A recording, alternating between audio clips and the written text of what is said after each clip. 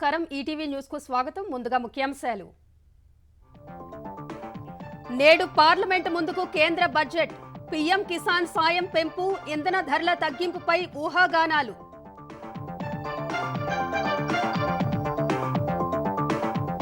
ఆంధ్రప్రదేశ్లో భారీగా వెలుగు చూసిన బోగస్ ఓట్లు మృతులు వలస వెళ్లిన వారి పేర్లు కొనసాగింపు ఈనాడు ఈటీవీ క్షేత్ర పరిశీలనలో గుర్తింపు ఏపీ తొలి త్రైమాసికంలో రాబడి తక్కువ అప్పులు ఎక్కువ 224% చేరిన రెవెన్యూ లోటు కాగ్ నివేదికలో వెల్లడి కాళేశ్వరం ప్రాజెక్టు పనితీరుపై ప్రభుత్వానికి కాగ్ నివేదిక అసెంబ్లీలో ప్రవేశపెట్టేందుకు వీలుగా ఇచ్చినట్లు వెల్లడి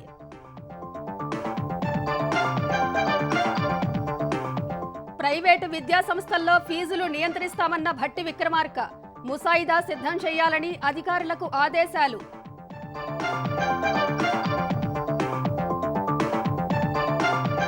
జార్ఖండ్ మాజీ సీఎం హేమంత్ సోరెన్ ను అరెస్టు చేసిన ఈడీ 7 గంటల విచారణ అనంతరం అదుపులోకి నూతన ముఖ్యమంత్రిగా చెంపయి సోరెన్ గాజాపై బాంబు దాడులతో విరుచుకుపడిన ఇజ్రాయెల్ గత 24 గంటల్లో 150 మంది పాలస్తీనియన్లు మృతి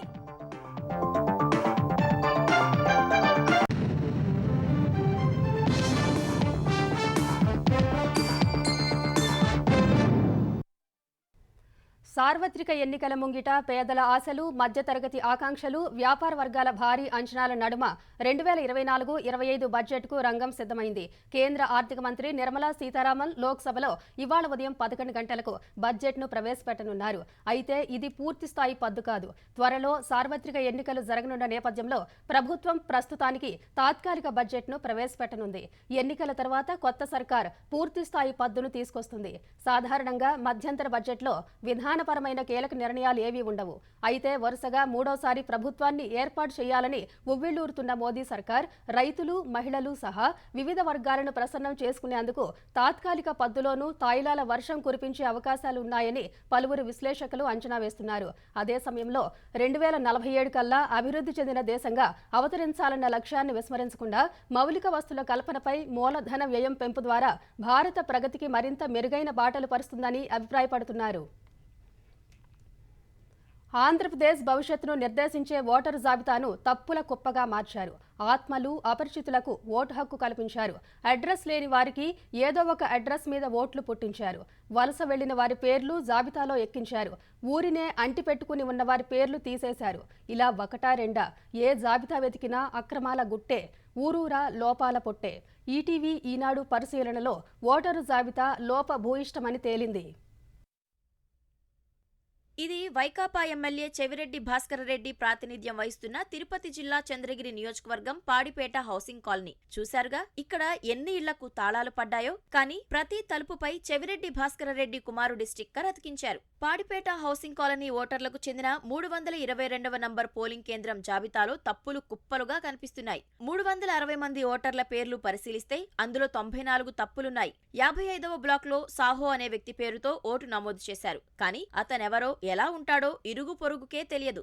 ఇక్కడ సాహో లాంటి 44 మంది అపరిచితుల్ని ఓటరు జాబితాలో చేర్చారు. బాపట్ల జిల్లా వేటపాలెంలోని 194వ పోలింగ్ కేంద్రంలో 6, 193వ పోలింగ్ కేంద్రంలో 7 మృతులకు ఓట్లున్నాయి. అద్దంకిలోని 168, 169 పోలింగ్ కేంద్రాల్లో 20 మంది మృతులకు ఓట్లు, 5 డబుల్ ఎంట్రీలు ఉన్నాయి. విజయవాడ తూర్పు నియోజకవర్గం గుణదల బెత్లెహాం నగర్ పోలింగ్ కేంద్రంలో మొత్తం 18 అపరిచిత ఓట్లున్నాయి. కృష్ణా జిల్లా గుడివాడ నియోజకవర్గ ఓటరు జాబితాలోనూ తప్పులు కోకొల్లలు. డోకిపర్రుకు చెందిన సోమగాని గిరిరాజు చనిపోయినా అతని ఓటు తొలగించలేదు. అదే గ్రామానికి చెందిన షేక్ గుల్జార్ భాను తన ఓటును వేరే చోటుకు బదిలీ చేయించుకున్నారు. కానీ మొదటి ఓటు తీసేయకుండా 2 చోట్ల కొనసాగించారు. ఇక్కడ చూడండి, కాగిత సాయి రజనికి 2 ఓట్లు కేటాయించారు. గుడివాడ 20వ వార్డుకు చెందిన నల్లూరి రామకృష్ణకు ముసాయిదా జాబితాలో ఓటుంది. కానీ తుది జాబితాలో మాయమైంది. ఇక పల్నాడు జిల్లా నరసరావుపేటలో ఓట్ల అక్రమాలు చూస్తే విస్తుపోవాల్సిందే. ఈ భవనం చూశారుగా, ఇంకా నిర్మాణమే పూర్తి కాలేదు. కానీ ఇందులో 33 మంది నివసిస్తున్నారంటూ ఓట్లు పుట్టించారు. డోర్ నెంబర్ 10/1/1గా పేర్కొన్నారు. ఈ బహుళ అంతస్తుల భవనం ఎవరిదో కాదు, నరసరావుపేట సీటు తనకే కావాలంటున్న వైకాపా నేత గజ్జల బ్రహ్మారెడ్డిది. ముసాయిదా ప్రతిపక్ష పార్టీలు ఈ దొంగ ఓట్లు గుర్తించి అధికారుల దృష్టికి తీసుకెళ్లినా ప్రక్షాళన చేయకుండా పాపం మూటగట్టుకున్నారు. నెల్లూరు అర్బన్ నియోజకవర్గంలో 26/2/274 నంబర్తో ఉన్న ఈ ఇల్లు చూడండి. ఉంది 2 అంతస్తులు, అది పెద్ద విశాలమేమీ కాదు. కానీ ఇందులో ఏకంగా 50కి పైగా ఓట్లు చేర్చారు. ఈ జాబితాలోనూ అవే అక్రమాలు. 26/13/342 ఇంటి నంబర్తో ఏకంగా 10 ఓట్లు చేర్చారు.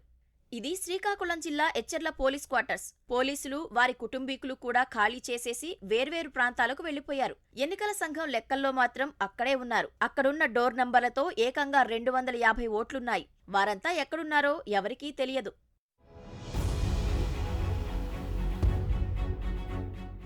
అనకాపల్లి జిల్లా చోడవరం నియోజకవర్గం బెన్నవోలులోని 170వ పోలింగ్ కేంద్రంలో ఇతర ప్రాంతాలకు వెళ్లి అక్కడే శాశ్వత నివాసాలు ఏర్పరచుకున్న 12 మందికి ఓట్లున్నాయి. వీరంతా గ్రామంలోని వైకాపా సానుభూతి పరుల బంధువులు, కుటుంబీకులే.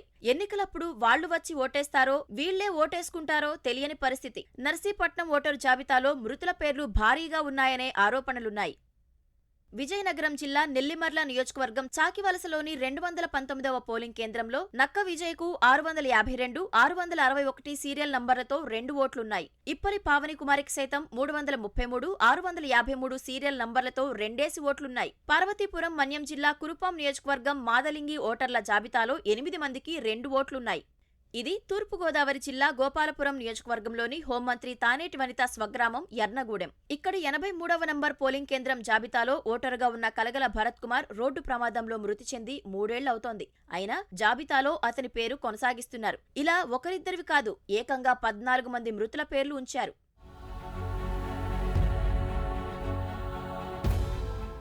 అంబేద్కర్ కోనసీమ జిల్లా ముమ్మిడివరం నియోజకవర్గంలో మృతుల ఓట్లను ఎన్నికల సంఘం అధికారులు సజీవంగా ఉంచారు. అయినాపురంలో 23 మంది, తాళ్లరేవు మండలం మాధవరాయుడుపేటలోని 226 పోలింగ్ బూత్లో 46 మంది, 227వ బూత్లో 25 మంది, 223వ బూత్లో 20 మంది చనిపోయిన వారి పేర్లున్నాయి.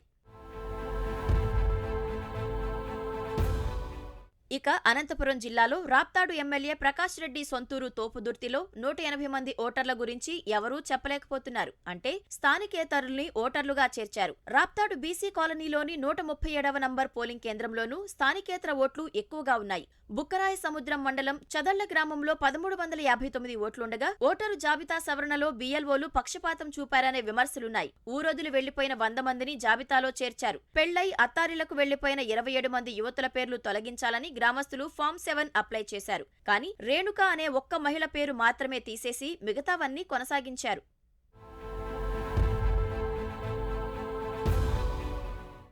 అన్నమయ్య జిల్లా రాజంపేట నియోజకవర్గం కొండమాచుపల్లిలోని 56వ నంబర్ పోలింగ్ కేంద్రంలో 10ల సంఖ్యలో 2 ఓట్లున్నాయి.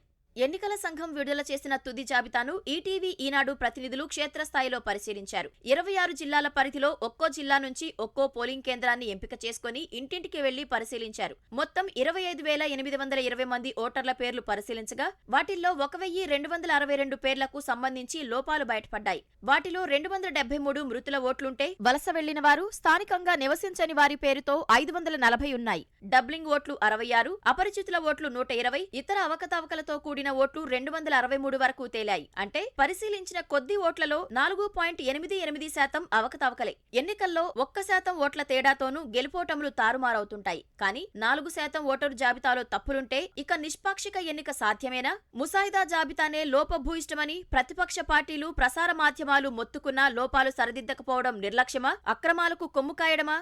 అధికార పార్టీకి తొత్తులుగా మారిన అధికారులే చెప్పాలి. ఆంధ్రప్రదేశ్ 9 నెలల ఆర్థిక ముఖ చిత్రంలో 58% రాబడి వస్తే 128% అప్పులున్నాయి. ఈ మేరకు comptroller and auditor general CAG తొలి 3 త్రైమాసికాల లెక్కలను బుధవారం వెలువరించింది. ప్రభుత్వం గ్యారంటీ ఇచ్చిన అప్పులు ఇంకా ఉండొచ్చు, కానీ కాగుకు ఆ లెక్కలు జగన్ సర్కార్ ఇవ్వలేదు. ఏపీ రెవెన్యూ లోటు కూడా 224% పెరిగింది. ఆంధ్రప్రదేశ్లో జగన్ సర్కార్లో చిట్ట చివరి ఆర్థిక సంవత్సరము అస్తవ్యస్తంగానే ఉంది. 2023-24 ఆర్థిక సంవత్సరం తొలి 3 త్రైమాసికాల మొత్తం లెక్కల్ని కాగ్ బుధవారం వెలువరించింది. ఈ 9 నెలల్లో ఆశించిన రెవెన్యూ రాబడులు, పన్నుల రాబడులు లేవు. ఆర్థిక సంవత్సరం మొత్తానికి చేస్తామన్న అప్పుల కంటే ఇంకా ఎక్కువగా తొలి 9 నెలల్లోనే చేసేశారు. ప్రభుత్వం గ్యారంటీ ఇచ్చి కార్పొరేషన్ల ద్వారా తెచ్చిన రుణాల్ని కాగ్ కు చెప్పకుండా వైకాపా ప్రభుత్వం దాటవేస్తోంది. ఈ ఏడాది మొత్తానికి 2,06,224 కోట్ల రెవెన్యూ రాబడి వస్తుందని అంచనా వేస్తే 9 నెలల్లో డిసెంబరు నెలాఖరు వరకు 1,19,125.85 కోట్లే దక్కింది. అంచనా వేసిన మొత్తంలో 57.8% మాత్రమే రాబడి సాధించారు. పన్నుల రాబడి 1,43,989.37 కోట్లు వస్తుందని లెక్కిస్తే 91,136.21 కోట్లే వచ్చింది. మొత్తం అంచనాల్లో అది 63% మాత్రమే. ఈ ఏడాది మొత్తం మీద 54,587.52 కోట్ల అప్పులు తీసుకోవాలని అంచనా వేశారు. కానీ తొలి 9 నెలల్లో ప్రభుత్వం 69,716.33 కోట్ల అప్పు తీసుకుంది. అంచనాలతో పోలిస్తే 128% అప్పు చేసినట్లు, ఏడాది మొత్తం మీద రెవెన్యూ లోటు 22,316.70 కోట్లు ఉంటుందని అంచనా వేశారు. ఇప్పటికే అది 49,996.15 కోట్లకు చేరిపోయింది. రెవెన్యూ లోటు అంచనాలతో పోలిస్తే 224% ఉంది.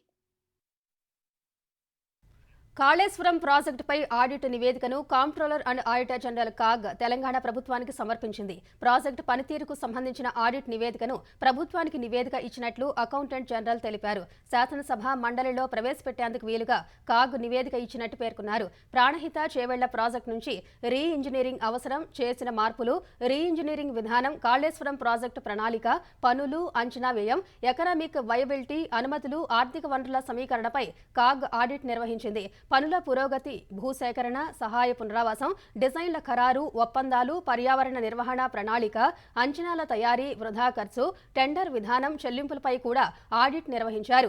వాటిపై లేవనెత్తిన అభ్యంతరాలను ముసాయిదాలో తెలంగాణ ప్రభుత్వానికి పంపిన కాగ్ సర్కార్ ఇచ్చిన వివరణలను కూడా నివేదికలో పొందుపరిచింది. రానున్న బడ్జెట్ సమావేశాల్లో కాగ్ నివేదిక ఉభయ సభల ముందుకు రానుంది. పాఠశాలల నుంచి యూనివర్సిటీల వరకు ఫీజుల నియంత్రణకు ముసాయిదా సిద్ధం చేయాలని తెలంగాణ ఉప ముఖ్యమంత్రి భట్టి విక్రమార్క అధికారులను ఆదేశించారు.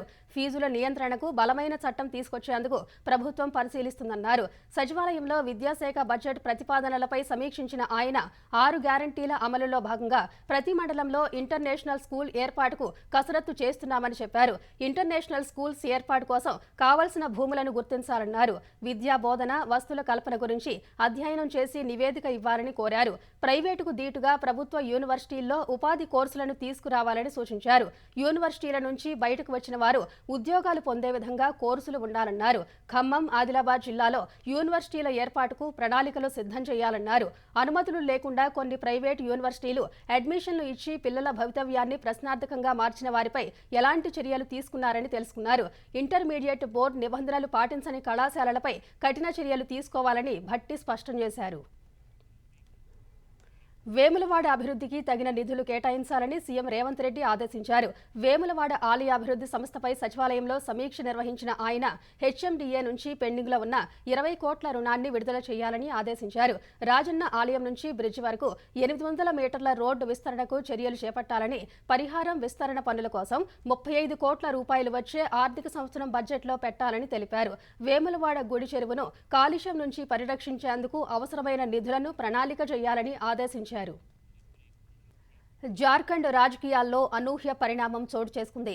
భూ కుంభకోణానికి సంబంధించిన మనీ లాండరింగ్ కేసులో ఆ రాష్ట్ర ముఖ్యమంత్రి హేమంత్ సోరెన్ను ఈడీ అధికారులు అరెస్టు చేశారు. దాదాపు 7 గంటలకు పైగా విచారణ అనంతరం సోరెన్ను ఈడీ అధికారులు అదుపులోకి తీసుకున్నారు. అంతకుముందు సీఎం పదవికి సోరెన్ రాజీనామా చేశారు.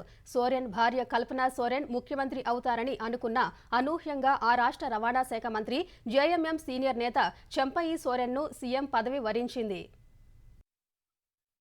జార్ఖండ్ ముఖ్యమంత్రి, జార్ఖండ్ ముక్తి మోర్చా జేఎంఎం అధ్యక్షుడు హేమంత్ సోరెన్ అరెస్టయ్యారు. భూ కుంభకోణానికి సంబంధించిన మనీ లాండరింగ్ కేసులో దాదాపు 7 గంటలకు పైగా విచారణ అనంతరం ఈడీ అధికారులు సోరెన్ ను అదుపులోకి తీసుకున్నారు. అంతకుముందు సీఎం పదవికి సోరెన్ రాజీనామా చేశారు. అనంతరం హేమంత్ ను రాంచీలోని ఈడీ కార్యాలయానికి తరలించినట్లు అధికార వర్గాలు తెలిపాయి. ఆయన స్థానంలో జేఎంఎం సీనియర్ నేత, రవాణా శాఖ మంత్రి చంపయి సోరెన్ ను జేఎంఎం సంకీర్ణ శాసనసభాపక్ష నేతగా ఎమ్మెల్యేలు ఎన్నుకున్నారు. దీంతో కొత్త ముఖ్యమంత్రిగా ఆయన బాధ్యతలు చేపట్టనున్నారు. అంతకుముందు బుధవారం రోజంతా కీలక పరిణామాలు చోటు చేసుకున్నాయి. భారీ భద్రత నడుమ మధ్యాహ్నం 1 గంట సమయంలో రాంచీలోని హేమంత్ సోరెన్ అధికారిక నివాసానికి ఈడీ బృందాలు చేరుకున్నాయి. మరోవైపు జార్ఖండ్లోని పలు ప్రాంతాల నుంచి ఆయన మద్దతుదారులు రాంచీకి చేరుకున్నారు. అప్పటికే సోరెన్ నివాసంతో పాటు రాజ్భవన్, ఈడీ కార్యాలయం వద్ద 144 సెక్షన్ విధించారు. దాదాపు 7,000 మంది పోలీసు సిబ్బందితో భద్రతను కట్టుదిట్టం చేశారు. హేమంత్ ను ఈడీ అధికారులు 7 గంటలకు పైగా ప్రశ్నించారు. మొత్తం 15 ప్రశ్నలను సంధించగా హేమంత్ సోరెన్ సమాధానాలు ఇవ్వలేదని తెలిసింది. ఆ తర్వాత ఆయన్ను కస్టడీలోకి తీసుకున్నారని జేఎంఎం ఎంపీ మహువా మాఝీ తెలిపారు. ఆయనను కోర్టులో ప్రవేశపెట్టి కస్టడీకి కోరాలని ఈడీ అధికారులు నిర్ణయించారు. ఈడీ అధికారులపై హేమంత్ సోరెన్ పోలీస్ కేసు పెట్టారు. ఎస్సీ ఎస్టీ అట్రాసిటీ చట్టం కింద చర్యలు తీసుకోవాలని ఆయన ఈ ఫిర్యాదు చేశారు. అరెస్టుకు ముందు సీఎం పదవికి హేమంత్ సోరెన్ రాజీనామా చేశారు. హేమంత్ రాజీనామాను గవర్నర్ సిపి రాధాకృష్ణన్ ఆమోదించారు. తొలుత సోరెన్ భార్య కల్పనా సోరెన్ ను ముఖ్యమంత్రిని చేస్తారని ఊహాగానాలొచ్చాయి. అయితే దీనిపై కుటుంబంలోనే విభేదాలు తలెత్తడంతో చివరకు పార్టీ సీనియర్ నేత చంపయి సోరెన్ ను ముఖ్యమంత్రిని చెయ్యాలని నిర్ణయించినట్లు తెలుస్తోంది. కల్పనా సోరెన్ ముఖ్యమంత్రి కాకుండా తోటి కోడలు సీతా సోరెన్ అడ్డుపుల్ల వేసినట్లు సమాచారం. మరోవైపు హేమంత్ సోరెన్ అరెస్టుపై స్పందించిన భాజపా ఇండియా కూటమిలోని మరో అవినీతి చేప వలలో చిక్కిందని వ్యాఖ్యానించింది. గతంలో లాలూ ప్రసాద్, సోరెన్, సోనియాలను అరెస్టు చెయ్యాలని డిమాండ్ చేసిన కేజ్రీవాల్ ఇప్పుడు వారికి మద్దతుగా నిలుస్తున్నారని భాజపా అధికార ప్రతినిధి షయిజ్ద్ పూనేవాలా విమర్శించారు. హేమంత్ సోరెన్తో బలవంతంగా రాజీనామా చేయించడం సమాఖ్య వ్యవస్థకు పెద్ద దెబ్బని కాంగ్రెస్ అధ్యక్షుడు మల్లికార్జున ఖర్గే వ్యాఖ్యానించారు. ఈడీ, సీబీఐ, ఐటీ విభాగాలు ప్రభుత్వ సంస్థలుగా కాకుండా ప్రతిపక్షాల్ని లేకుండా చేసే అధికార భాజపా విభాగాలుగా తయారయ్యాయని రాహుల్ గాంధీ ఆరోపించారు. భారాస అధినేత కేసీఆర్ శాసనసభ్యునిగా 8వ సారి ఇవాళ ప్రమాణ స్వీకారం చేయనున్నారు. మధ్యాహ్నం 12 గంటల తర్వాత స్పీకర్ ప్రసాద్ కుమార్ సమక్షంలో ఆయన ప్రమాణం చేస్తారు. ఇటీవలి శాసనసభ ఎన్నికల్లో గజ్వేల్, కామారెడ్డి నుంచి పోటీ చేసిన కేసీఆర్ గజ్వేల్లో గెలుపొంది కామారెడ్డిలో పరాజయం పాలయ్యారు. ఎన్నికల ఫలితాల అనంతరం ఆయన తుంటి ఎముకకు శస్త్రచికిత్స జరిగింది. ఈ కారణంగా కేసీఆర్ ఇప్పటి వరకు శాసనసభ సమావేశాలకు హాజరు కాలేదు. శాసనసభ్యునిగా ప్రమాణ స్వీకారం కూడా చేయలేదు. ప్రస్తుతం కోలుకుంటున్న ఆయన వైద్యుల పర్యవేక్షణలో చేతికర్ర సాయంతో నడుస్తున్నారు. ఇవాళ స్పీకర్ సమక్షంలో కేసీఆర్ ప్రమాణ స్వీకారం చేయనున్నారు. శాసనసభ్యునిగా కేసీఆర్ ప్రమాణ స్వీకారం చేయడం ఇది 8వ సారి. ఇప్పటి వరకు మంత్రిగా, కేంద్ర మంత్రిగా, ముఖ్యమంత్రిగా బాధ్యతలు నిర్వర్తించిన ఆయన ఇప్పుడు ప్రతిపక్ష నేతగా బాధ్యతలు నిర్వర్తించనున్నారు. దేశంలో వంట నూనెల ఉత్పత్తిలో స్వయం సమృద్ధి సాధించేందుకు ఆయిల్ పామ్ పంట సాగును పెంచేందుకు పెద్ద ఎత్తున రైతులను ప్రోత్సహిస్తున్నట్టు తెలంగాణ వ్యవసాయ శాఖ మంత్రి తుమ్మల నాగేశ్వరరావు తెలిపారు. సచివాలయంలో ఆయిల్ పామ్ సాగు పథకం అమలుపై సమీక్ష నిర్వహించిన మంత్రి దేశంలో వంట నూనెల ఉత్పత్తి దాదాపు 123 లక్షల మెట్రిక్ టన్నులు ఉండగా వినియోగం సుమారు 250 లక్షల మెట్రిక్ టన్నుల వరకు ఉందని ప్రస్తావించారు. వంట నూనెల లోటుతో సుమారు 70 నుంచి 80 వేల కోట్ల రూపాయల విదేశీ మారక ద్రవ్యం వెచ్చించి దిగుమతులు చేసుకుంటున్నామని తెలిపారు. ఈ మొత్తం దిగుమతుల్లో పామాయిల్ వాటా 59%గా ఉందన్నారు. ఈ ఆర్థిక సంవత్సరంలో తెలంగాణలో ఇప్పటి వరకు 52,000 ఎకరాల్లో ఆయిల్ పామ్ సాగు చేపట్టినట్టు తెలిపారు. రాబోయే ఆర్థిక ఏడాదిలో కూడా మరో 1,00,000 ఎకరాల విస్తీర్ణంలో ఈ పంట సాగు కోసం ప్రణాళికలు సిద్ధం చేస్తున్నామని తుమ్మల పేర్కొన్నారు. విధుల పట్ల నిర్లక్ష్యం, అవినీతి ఆరోపణలు, కీలక సమాచారం లీక్ అవడంపై హైదరాబాద్ పోలీస్ కమిషనర్ కొరడా జొలిపించారు. పంజాగుట్ట ఠాణాలో ఏకంగా 85 మంది పోలీసులపై బదిలీ వేటు వేశారు. పంజాగుట్ట పోలీస్ స్టేషన్లో ప్రస్తుతం 130 మందికి పైగా పనిచేస్తుండగా వారిలో 85 మందిని హైదరాబాద్ పోలీస్ కమిషనర్ కొత్తకోట శ్రీనివాసరెడ్డి బదిలీ చేశారు. బదిలీ అయిన వారిని సిఏఆర్ హెడ్ క్వార్టర్స్ కు వెళ్లమని ఆదేశించారు. ఈ పోలీస్ స్టేషన్లో పనిచేసిన సిఐ దుర్గారావును ఇటీవలే సస్పెండ్ చేశారు. హత్య కేసులో సరిగా స్పందించలేదని గోపాల్పురం సీఐ మురళీధర్, ఎస్ఐ దీక్షిత్ రెడ్డిని సస్పెండ్ చేశారు. గత శుక్రవారం అమీర్ అలీ అనే వ్యక్తి కారుతో పంజాగుట్టలో బీభత్సం సృష్టించి పరారయ్యాడు. మాజీ ఎమ్మెల్యే షకీల్ కుమారుడు రాహుల్ పరారవ్వడానికి పోలీసులు సహకరించినట్టు తేలింది. రాహుల్కి సంబంధించి ఎప్పుడూ ఉన్నతాధికారులు ఎటువంటి నిర్ణయం తీసుకున్నా క్షణాల్లో బయటకు పొక్కుతున్నట్టు రహస్య విచారణలో తేలింది. మరో ఘటనలో గస్తీ కానిస్టేబుళ్లు మద్యం సేవిస్తూ పట్టుబడ్డారు. ఇదే పోలీస్ స్టేషన్లో పనిచేసిన ఒక ఎస్ఐ ఫిర్యాదు చేయడానికి వచ్చిన మహిళతో అనుచితంగా ప్రవర్తించి ఆరోపణలున్నాయి. ఈ క్రమంలోనే కమిషనర్ శ్రీనివాసరెడ్డి 85 మందిని బదిలీ చేశారు. వాహనాల పెండింగ్ చలాన్ల రాయితీ గడువును తెలంగాణ ప్రభుత్వం మరోసారి పొడిగించింది. ఫిబ్రవరి 15 వరకు పొడిగిస్తూ ప్రభుత్వం ఉత్తర్వులు జారీ చేసింది. తెలంగాణ వ్యాప్తంగా ఇప్పటి వరకు 1.57 కోట్ల పెండింగ్ చలాన్లకు గాను 140 కోట్ల రూపాయలు వాహనదారులు చెల్లించారు. హైదరాబాద్ కమిషనరేట్లో 44 లక్షల పెండింగ్ చలాన్లకు 34 కోట్ల రూపాయలు, సైబరాబాద్లో 29 కోట్ల రూపాయలు, రాచకొండలో 16 కోట్ల రూపాయలు చెల్లింపులు జరిగాయి.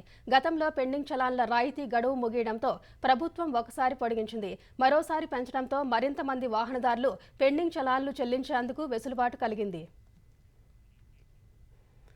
ఏపీలోని పాఠశాలల్లో అత్యున్నత ప్రమాణాల కోసం ఇంటర్నేషనల్ బాక్యులరేట్ సంస్థతో మెమొరాండం ఆఫ్ కోఆపరేషన్ ఒప్పందాన్ని ప్రభుత్వం కుదుర్చుకుంది. ఈ మేరకు ప్రభుత్వం అధికారికంగా ఉత్తర్వులు జారీ చేసింది. ఏపీలోని 10వ తరగతి బోర్డు, 12వ తరగతి బోర్డుల్లో ఐబీ పాఠ్యాంశాలను సమ్మిళితం చేసేలా ఎస్సీఈఆర్టీతో కలిసి సంయుక్తంగా పాఠశాలలు, కళాశాలల్లో ధ్రువపత్రాలు జారీ చేయాలని ప్రభుత్వం నిర్ణయించింది. ఇందుకోసం ఏపీలోని పాఠశాలల్లో మౌలిక సదుపాయాలపై అధ్యయనం చేయాలని ప్రభుత్వం నిర్ణయించింది. పాఠశాలల్లో ఇంటర్నేషనల్ బాక్యులరేట్ సిలబస్ అమలుకు ఉన్న అవకాశాలపై అధ్యయనం చేయనున్నారు. ఐబీ సిలబస్ అమలుకు తగిన ప్రమాణాలున్న పాఠశాలలు గుర్తించి 6 నెలల పాటు అధ్యయనం చేసి గుర్తించాలని ప్రభుత్వం పేర్కొంది.